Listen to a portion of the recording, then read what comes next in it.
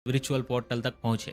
इतने लेयर्स वाले इस रहस्य को सुलझाना नामुमकिन लगता है ना, लेकिन असली ट्विस्ट अभी बाकी है। हम यहाँ इतनी थीरीज डिस्कस कर रहे, इतना डर रहे, और क्या आपको पता है कि शायद यह दरवाजा पहले ही खोल जा चुका? मेरा जवाब है यस एंड नो।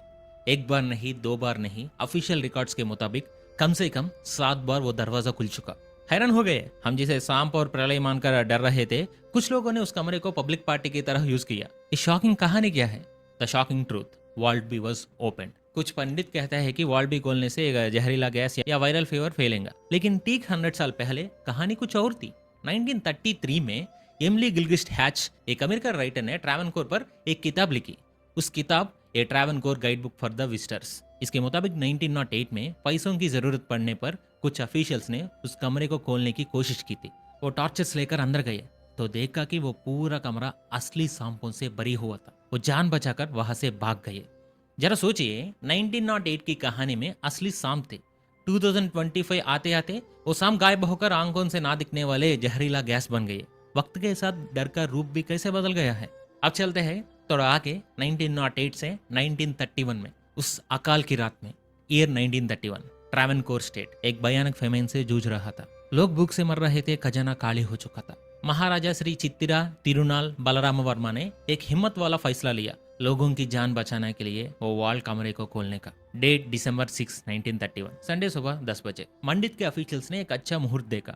महाराजा खुद वहां मौजूद थे। बाहर एक एम्बुलेंस भी रेडी थी। स्पेशल पूजा के बाद एक ऑफिशियल ने आगे बढ़कर उन पुराने तालों में चाबी लगाई, लेकिन वो नहीं खुले। घंटों कोशिश की, कोई फायदा नहीं हुआ। आखिर में महाराजा ने ऑर्डर दिया, इसे तोड़ दो। बस करीब 2.5 घंटे तक ऑफिशियल्स कुल्हाड़ियों और लोहे के रॉड से उस दरवाजे पर लगे रहे। आखिरकार वो दरवाजे खुल गए। अंदर घना अंधेरा, फ्लडलाइट्स मंगवाई गई। जहरीली गैस के डर से इलेक्ट्रिक फैन से हवा को अंदर बाहर किया गया।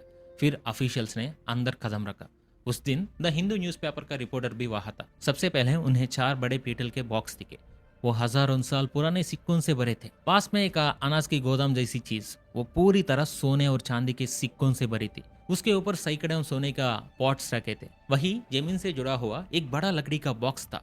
उसके 6 कंपार्टमेंट्स, उनमें हीरे, डायमंड्स और पन्ने से बने हार।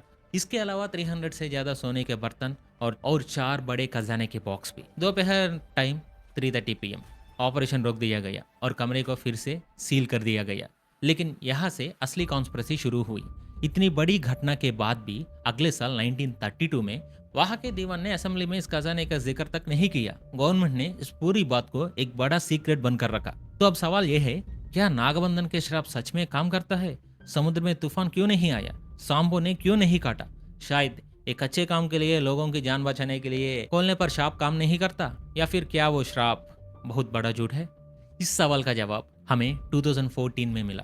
सुप्रीम कोर्ट ने टेम्पल के खजाने का ऑडिट करने के लिए इंडिया के फॉर्मर कॉक विनोद राय को अपॉइंट किया। उन्होंने 500 से ज्यादा पेज की एक रिपोर्ट दी। उस रिपोर्ट का पेज नंबर 186 पढ़कर मेरे दिमाग हिल गया।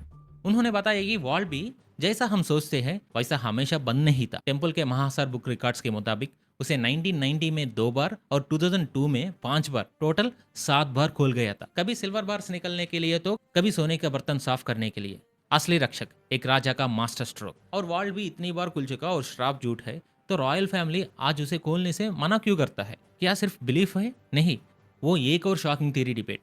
ഈ ഒറ്റക്കൽ മണ്ഡപം തന്നെ ഈ ഒറ്റക്കല്ലിൽ എടുത്ത മണ്ഡപമാണ്. പണ്ട് ഇങ്ങനെ കഥ കേട്ടിട്ടുണ്ട്.